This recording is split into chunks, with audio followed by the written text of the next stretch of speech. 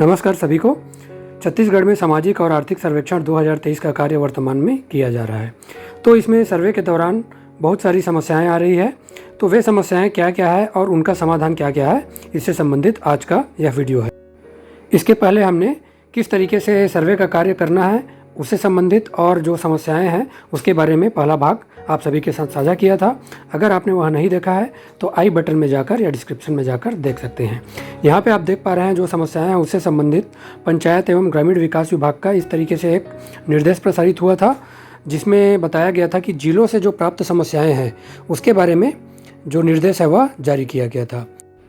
पहले बिंदु पे आप देख पा रहे हैं, यदि एक मकान में एक से अधिक परिवार निवासरत है जिनका पृथक पृथक अलग अलग राशन कार्ड उपलब्ध है, तो क्या इन परिवारों के सर्वे हेतु एक ही मकान नंबर का उपयोग किया जा सकता है?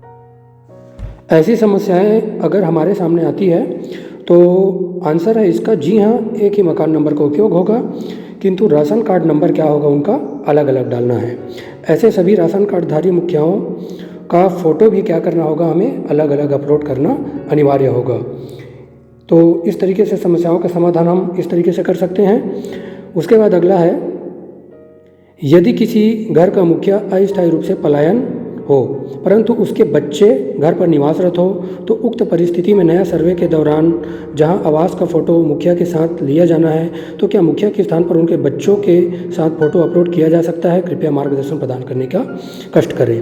तो ग्राम पंचायत के पलायन पंजी के आधार पर उस परिवार के राशन कार्ड में उल्लेखित नामों में से जो वरिष्ठ सदस्य रहेंगे उनका फ़ोटो के साथ सर्वे कार्य को पूर्ण करना होगा। इसके पहले के वीडियो में हमने ये बताया था। अगला जो प्रश्न है वह है, प्रपत्र में 10वां बिंदु आवास की जानकारी में यदि परिवार सरकारी आवास में निवासरत है तो क्या लिखना होगा, क्या भरना होगा? तो शासकीय आवास को किराए का आवास मानकर सर्वे कार्य को आगे बढ़ाना है। अगला महत्वपूर्ण है जो समस्या या कहना चाहिए प्रश्न है वह है, कोई सरकारी कर्मचारी पहले जहां पोस्टेड था वहां से राशन कार्ड बन गया है, अब वहां से ट्रांसफ़र हो गया है, अब उसका सर्वे कहाँ से करें? पुराने स्थान जहाँ राशन कार्ड बना है तो आवास का फ़ोटो अपलोड कैसे करें? वो अब वहाँ रहता नहीं है ना, और नए स्थान पर जहाँ है वहाँ से बना नहीं सकते। तो राज्य टीम निर्देशित करें। तो इस स्थिति में क्या करना है, जहाँ वर्तमान में रह रहे हो वहीं पे क्या करना है, नवीन सर्वे मोबाइल ऐप में जो नया सिरे से सर्वे करना है, एंट्री करना है, उसको चुनकर सर्वे करना है और वहीं जहां वह वर्तमान में निवास रहता है वहां फ़ोटो अपलोड करना है। और ऐसी एंट्री में उनके राशन कार्ड जो नंबर है, राशन कार्ड का क्रमांक है, उसकी प्रविष्टि अनिवार्य रूप से करना होगा। यह ध्यान रखना है, बहुत ही महत्वपूर्ण है। अगला, ऐसी समस्याएं हमारे सामने आती रहती है। अगला है, ऐसे अनेक प्रकरण आ रहे हैं जिसमें रहते किसी दूसरे गाँव या ग्राम पंचायत में है और राशन कार्ड बना है अन्य ग्राम पंचायत के नाम से। तो इसका इस प्रश्नोत्तरी में प्रश्न क्रमांक 4 के समान ही समाधान किया जाएगा, अर्थात जिस ग्राम में वर्तमान में है वहीं का फ़ोटो लेना है, वहीं उसके आवास का फ़ोटो लेना है, लेकिन राशन कार्ड की एंट्री अनिवार्य रूप से करना होगा। तभी इस सर्वे कार्य को हम आगे कर पाएंगे और आगे बढ़ा पाएंगे। तो इस तरीके से समस्याएँ जो हमारे प्रगणक और सुपरवाइज़र के सामने आ रही है, तो बड़े ही ध्यान से इसे आगे बढ़ाना है। अगली जो समस्या आ रही है उसके बारे में जानते हैं। एक प्रकरण तो ऐसा है कि अन्य विकासखंड के गांव से कार्ड बना है, वहां से राशन भी लेते हैं पर रहते अन्य विकासखंड में है, तो क्या करना है? ऐसी समस्या अगर आ रही है तो इस प्रश्नोत्तरी में प्रश्न क्रमांक 4 के समान ही समाधान किया जाएगा, अर्थात जहाँ पे वर्तमान में निवास रहता है वहीं से नए सिरे से सर्वे करना है और उनके जो राशन कार्ड क्रमांक है उसकी एंट्री अनिवार्य रूप से करना है।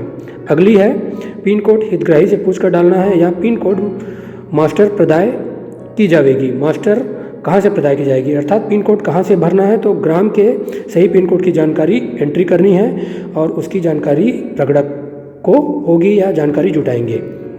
कच्चे एवं पक्के आवास की परिभाषा क्या है जिसको कच्चा या पक्का आवास माना जाएगा? तो इस सर्वे में कहीं पर भी कच्चे या पक्के आवास के बारे में कोई प्रश्न नहीं है, अतः कच्चे और पक्के आवास की परिभाषा की आवश्यकता वर्तमान में नहीं होनी चाहिए। यह स्पष्ट किया जाता है कि यदि स्वयं का आवास हो तो कच्चे व पक्के कमरों की संख्या चाही गई है, जिसे वास्तविकता के आधार पर सर्वे में क्या करना है, एंट्री करना है, इंदराज किया जाना है। यदि किसी कमरे में पक्की दीवारें उपलब्ध है तो उसे क्या माना जाएगा, पक्का माना जाएगा। तो अगले जो समस्या है उस पर चलते हैं। यदि किसी परिवार के पास मोबाइल फ़ोन न हो तो उस केस में क्या करना होगा। तो यदि किसी परिवार के पास मोबाइल नंबर नहीं है तो किसी परिचित रिश्तेदार का चालू जो मोबाइल नंबर होगा उसका सर्वे के लिए उपयोग किया जा सकता है। 10वां बिंदु है, यदि 2016 के पूर्व किसी परिवार को इंदिरा आवास स्वीकृत किया गया हो तो क्या उसे प्रश्न क्रमांक 4 के तहत जानकारी एंट्री करनी है। तो ऐसी स्थिति में सर्वे के प्रश्न क्रमांक 4 में चाही गई प्रधानमंत्री आवास स्वीकृति की ही जानकारी डाली जावे, अन्य किसी योजना की इसमें हमें जानकारी नहीं डालना है, इसे ध्यान रखना होगा। 11वां बिंदु पे जो समस्या आ रही है, 11वां बिंदु जो समस्याओं का यहाँ पे दिखाया गया है वह है प्रधानमंत्री आवास योजना अंतर्गत प्राप्त राशि कौन से तिथि अनुसार इंदिराज एंट्री की जानी है। तो छत्तीसगढ़ आर्थिक सामाजिक सर्वेक्षण 2023 के तहत किए गए सर्वे दिनांक के अनुसार ही इसकी एंट्री की जानी है। अगली समस्या जो है बिंदु क्रमांक 12 में देख पा रहे हैं आप, परिवार का सदस्य छात्र या छात्रा हो तो रोजगार के खंड में क्या लिखेंगे। तो अगर छात्र छात्रा है तो उनके लिए अन्य पृथक से लिखा जाएगा, ऑनलाइन ऑफलाइन दोनों ही तरीके से। अगला है, कोई परिवार कानूनी कारणों से अगर जेल में बंद हो और उसके अवयस्क बच्चे गांव में निवासरत हो तो उनका सर्वे किया जाना है या नहीं। यदि किया जाना है तो किससे जानकारी प्राप्त की जाए। तो इस स्थिति में जेल में निरुद्ध होने के प्रमाण के साथ उसी परिवार के राशन कार्ड में जो उल्लिखित नामों में से जो वरिष्ठ सदस्य रहेंगे उनके फोटो के साथ सर्वे कार्य को क्या करना है, पूर्ण करना है, आगे बढ़ाना है। अगली समस्या 14 बिंदु पे है, उसे जानते हैं। एक मकान में 4 राशन कार्डधारी परिवार रहते हैं, उनमें से जो मकान है पिताजी के नाम में है तो उनके बच्चे जिनके अलग राशन कार्ड बन चुके हैं प्रश्न क्रमांक 10 व 11 में कौन सा विकल्प फिल करेंगे, स्वयं का आवास, किराए का आवास या कोई आवास नहीं। तो ऐसी स्थिति में स्वयं का आवास ही क्या करना है, भरना है, क्योंकि उपभोग के सिद्धांत के आधार पर पिता के आवास को बच्चे के स्वयं का आवास ही माना जाएगा। तो इस तरीके से इस प्रकार की समस्या आती है तो इसका समाधान करना है। अगला जो समस्या या बिंदु क्रमांक है, निराश्रित परिवार की परिभाषा क्या है, किसे निराश्रित परिवार माना जाएगा। तो छत्तीसगढ़ राज्य के समाज कल्याण विभाग द्वारा परिभाषित निराश्रित परिवार को ऐसा माना जाएगा। जो प्रमाण पत्र बना होगा समाज कल्याण विभाग से निराश्रित का, उसके आधार पर सर्वे करेंगे। अगली जो है बिंदु है, एक ही व्यक्ति के कृषि योग्य जमीन 2 या 2 से अधिक गांव में है तो इनके कृषि योग्य आय की जानकारी कैसे प्राप्त होगा, क्योंकि हमें धान विक्रय हेतु किसान पंजीयन की सूची जो दिया गया है वह एक ही गांव का है और उसी गांव का जमीन उसमें प्रदर्शित किया गया है। तो परिवार के मुखिया द्वारा दी गई जानकारी अनुसार क्या करना है, सर्वे कार्य को इसमें करना होगा। जो परिवार का मुखिया रहेगा जो जानकारी प्रदान करेगा कि अन्य गाँव में भी उसकी ज़मीन है तो इसके आधार पर उसके सर्वे कार्य को आगे भरेंगे।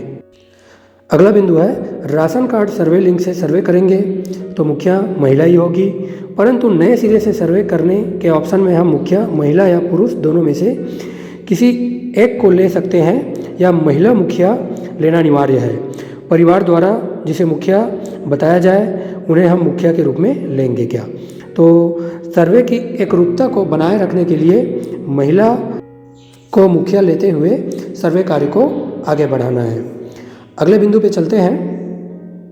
जो अगली समस्या है वह, क्या नए सिरे से सर्वे की एंट्री में भी राशन कार्ड नंबर जरूरी है और राशन कार्ड नंबर के बिना सदस्य नहीं जोड़ रहा है तो क्या करें, कृपया मार्गदर्शन दीजिए।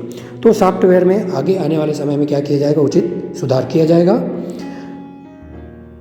अगला बिंदु है, प्रशिक्षण में बताया गया था, जो प्रगणक थे उनको बताया गया था कि पहला दल को 1 से 400 मकान आवंटित है और उसके सर्वे के दौरान नया परिवार मिल रहा हो तो इसी क्रम में ही आगे बढ़ना है। अलग में बीच में कैसे देंगे, यदि 2 दल है तो दोनों को कैसे पता होगा कि उनका अंतिम संख्या क्या होगा, स्पष्ट जानकारी देने का कष्ट करेंगे। तो इस स्थिति में अतिरिक्त परिवारों की गणना पूरे गांव में आखिरी मकान नंबर के बाद के नंबर से प्रारंभ करना है और अंतिम प्रगणक दल द्वारा किया जाएगा। इसका समन्वय मुख्य कार्यपालन अधिकारी जनपद पंचायत द्वारा किया जाएगा। यह बहुत ही महत्वपूर्ण है, इसे ध्यान रखना है। अगला बिंदु है, एक मकान में 4 राशन कार्डधारी परिवार रहते हैं और उनके बिजली कनेक्शन एक के नाम पर है तो शेष 4 परिवारों हेतु क्या जानकारी भरी जाएगी। तो मकान में बिजली सुविधा उपलब्धता के आधार पर प्रत्येक राशन कार्डधारी परिवार के सम्मुख यथास्थिति स्थायी या अस्थायी कनेक्शन की जानकारी को भरा जाना है। अब आगे चलते हैं, अगली जो समस्या है बिंदु क्रमांक 21 में देखते हैं। परिवार के किसी सदस्य का आधार कार्ड अगर गुम हो गया हो और 1 महीने के अंदर बनने की संभावना नहीं है, तो ऐसी स्थिति में सर्वे के समय आधार कार्ड अपलोडिंग का क्या करेंगे। ऐसी समस्या है तो आधार कार्ड को एंट्री करने की प्रमुखता देनी है। विशेष परिस्थितियों में ही मोबाइल ऐप में प्रावधान के अनुसार दोहरे प्रमाणीकरण के साथ पूर्ण कराया जाए। अर्थात आधार कार्ड अगर बनने की संभावना 1 महीने के भीतर नहीं है तो अन्य प्रमाण पत्र के साथ एंट्री को क्या करना है, आगे बढ़ाना होगा।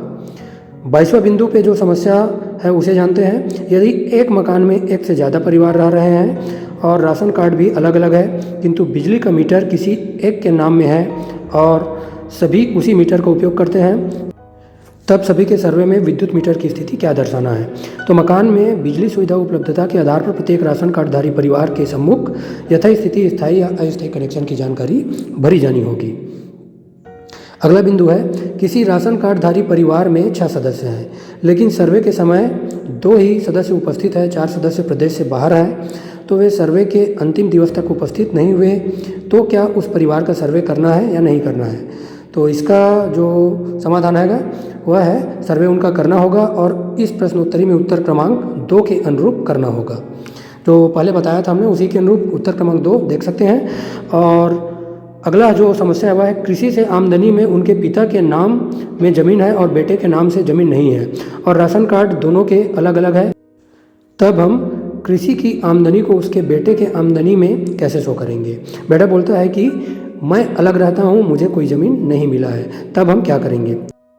तो इसके लिए सामान्य सत्यापन के अधीन घोषित जानकारी अनुसार सर्वे कार्य को आगे बढ़ाएंगे हम। अगला बिंदु जो है, सर्वे फॉर्म में मकान पंजीयन के लिए 12 अंक निर्धारित है, जिसमें अंतिम 4 अंक मकान का है। दीवार में लिखते समय पूरे 12 अंक दर्शाने हैं या केवल अंतिम 4 अंक दर्शाने हैं, मार्गदर्शन करें।